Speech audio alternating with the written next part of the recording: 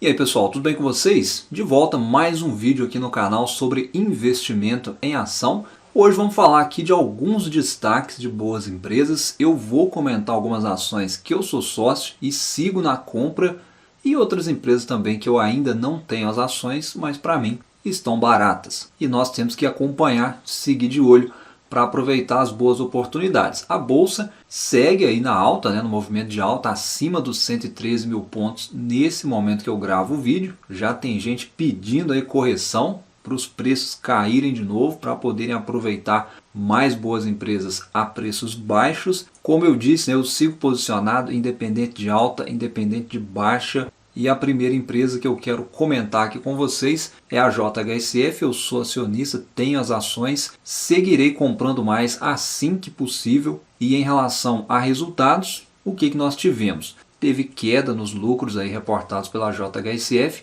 A receita líquida foi de 514,4 milhões, foi uma queda aí de mais de 22%. Comparado ao mesmo período em 2021, o EBITDA foi de 283,7 milhões, também foi uma queda de quase 33%. E na última linha, o resultado líquido foi aí um lucro de 220,7 milhões, 31,3% inferior ao mesmo período em 2021. Então foi queda nos lucros na comparação anual, porém nós temos dados importantes, como por exemplo, as vendas contratadas cresceram na comparação trimestral, foi um crescimento de quase 30% em relação ao trimestre passado. O lucro também cresceu em relação ao trimestre passado, porém o segmento de incorporação veio com receita abaixo, um número já esperado pelo mercado, tendo em vista que a empresa foi muito bem no ano de 2021, vendendo praticamente todos os seus estoques, principalmente os da Fazenda Boa Vista,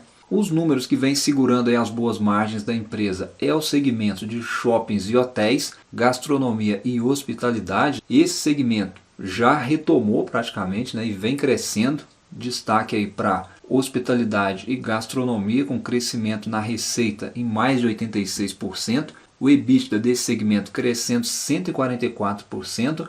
E os shoppings já performando aí a níveis superiores ao período antes da pandemia. Estão aumentando as vendas e taxa de ocupação, e com isso a receita e o EBITDA do segmento vem em crescimento. São alguns aí dos dados positivos em relação à JHSF. Então, na minha opinião, esse mix de receita ele vem contribuindo para manter as boas margens da empresa. O que precisa deslanchar, aí, no meu ponto de vista como investidor, é o segmento de incorporação, obviamente, que está devagar em 2022. Aí já é uma questão mais macroeconômica, que vai depender aí de outros fatores favoráveis, mais tempo, mais paciência aí por parte do investidor. Porém, a empresa tem feito investimentos, ela não está parada em relação a isso. Ela está investindo em todos os segmentos. Foi um total de investimentos aí em 108 milhões investidos nesse trimestre, sendo aí 44 milhões para o projeto Fazenda Santa Helena, e o restante foi investido aí na expansão dos shoppings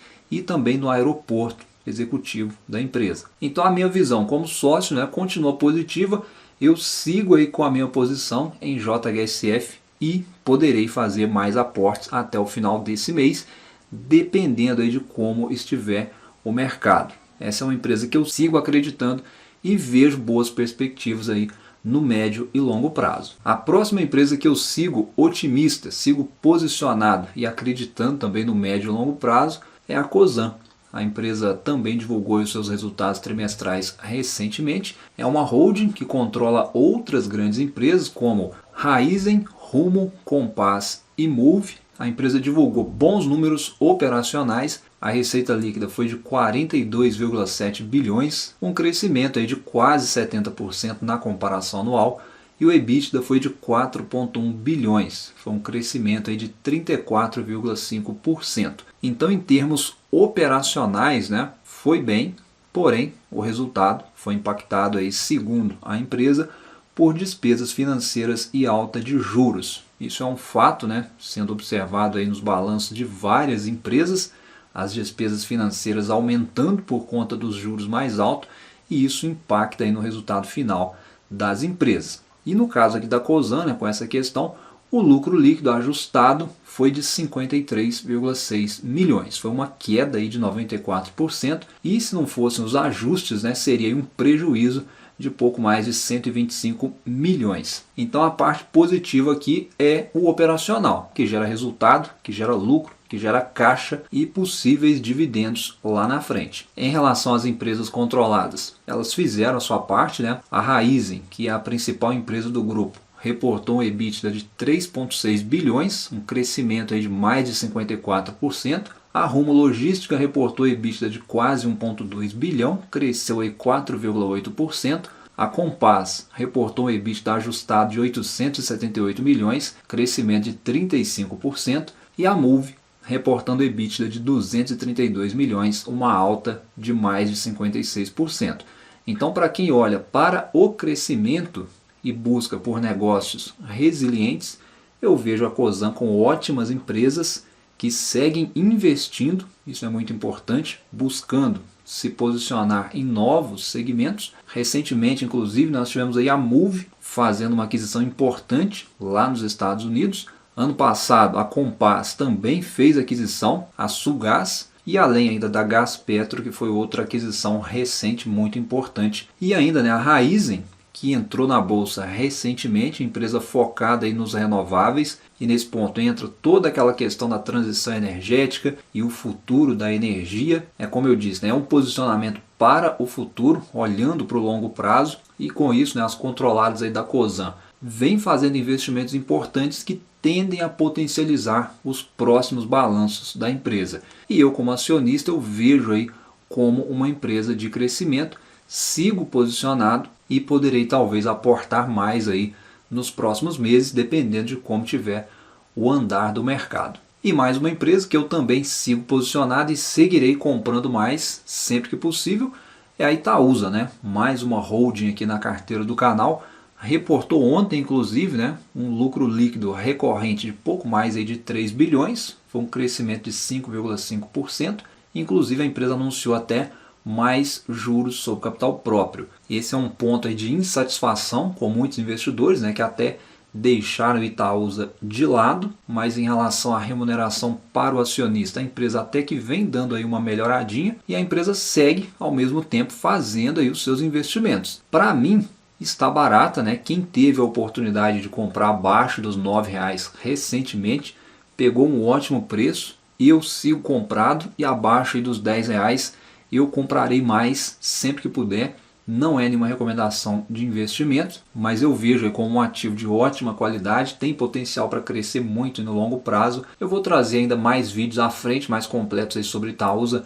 Acho que tem alguns pontos importantes aí a serem destacados em relação ao que a empresa está fazendo hoje. Mas até aqui nesse ponto do vídeo são essas três empresas que eu sigo de olho, né, e acreditando bastante aí para crescimento no longo prazo: JHSF, Cosan e Itaúsa, e até mesmo aí com dividendos de brinde, né, aquela empresa que cresce ao mesmo tempo que paga aí os seus dividendos. Essa semana a temporada de resultados trimestrais praticamente se encerrou. E eu quero comentar aqui brevemente algumas empresas que foram destaque nessa temporada e talvez, né, para a gente começar aí, o maior destaque deles seja o Banco do Brasil. A gente pode até dizer, acho que sem sombra de dúvidas, que foi muito melhor, né, desbancou e até mesmo o Itaú. O Banco do Brasil vem muito bem e segue barata em bolsa, né? Mesmo aí as ações já tendo subido bastante em termos de indicadores fundamentalistas, ele segue descontado. E é interessante porque enquanto a gente vê aí as fintechs sofrendo bastante agora, né, com a inadimplência, com essa alta de juros, algumas até dando prejuízo, e os bancões meio que nadando aí de braçada em meio a esse cenário, né? Os bancos eles ganham dinheiro de qualquer maneira, é incrível, né? E o Banco do Brasil, sem dúvida nenhuma, foi o principal destaque nesse trimestre no setor financeiro, na minha opinião. Banco lucrativo, tá barato e pagando bons dividendos. Um outro setor que teve aí um destaque importante foi entre as siderurgias. O destaque ficou, sem dúvida nenhuma, com a Gerdau. É outra empresa que apresentou números fortes aí nesse segundo trimestre em 2022 e também é outra empresa que negocia muito barato em bolsa enquanto vem pagando bons dividendos. É mais uma empresa então que se destacou e pode continuar se destacando aí nos próximos trimestres. Outro segmento de muito destaque foi o petróleo. E aí nós temos duas empresas aqui que, na minha opinião, foram os principais destaques dentro desse período, que foi a Petrobras e também a PetroRio. A Petrobras, né, em termos aí de balanços, na minha opinião, é a melhor empresa da Bolsa hoje, né, tirando aí a questão do risco governamental. Isso aí é outra história, né, muito pessoal aí de cada investidor para decidir. Mas, em termos aí de resultados e olhando só para a empresa e os seus números, ela vem pagando altos dividendos e, se continuar com essa mesma política de remuneração, muito provavelmente ela vai seguir pagando mais dividendos no próximo trimestre, no último trimestre. E apesar das cotações já terem subido muito, é uma empresa que ainda em termos de múltiplos está negociando barato em bolsa hoje. Muito em função, obviamente, né, da alta lucratividade que a empresa vem reportando nos últimos balanços. E ainda no setor aí de petróleo, né, a PetroRio, Eficiência, talvez é o nome aqui para essa empresa, conseguiu dobrar o lucro nesse trimestre e, no geral, aí tem dinheiro sobrando para seguir expandindo as suas operações. É isso que a empresa vem fazendo, a proposta da empresa é essa e, sem dúvida nenhuma, foi um dos destaques aí do segundo trimestre em termos de resultados. E mais uma empresa que foi destaque em termos de resultado trimestral, em termos de balanços, é a Lojas Renner, representando aqui o segmento do varejo. É um setor que eu considero como um dos termômetros aí de recuperação da economia, da nossa economia. E no caso aqui da Lojas Renner, ela vem puxando a fila dessa recuperação do setor. A receita líquida volta a crescer forte, ultrapassou aí os 3 bilhões, crescimento de mais de 40%. As margens vêm em crescimento e destaque aí para o EBITDA e o lucro líquido, que atingiu aí 360,4 milhões, um crescimento de mais de 86%. Então o varejo, mesmo difícil, tem boas empresas, Lojas Renner é uma delas. As commodities e o setor financeiro também tiveram os seus destaques importantes nessa temporada. Eu vejo aí muitas empresas para a gente ficar de olho, para a gente seguir estudando daqui para frente. E eu acredito que vai se desenrolar um novo cenário até o final do ano e talvez em 2023, que podem ou não dar nuances diferentes em termos de oportunidades na Bolsa de Valores. Eu sigo então no aporte na renda variável. Foi só um bate-papo rápido aí para a gente encerrar essa temporada aí de resultados trimestrais.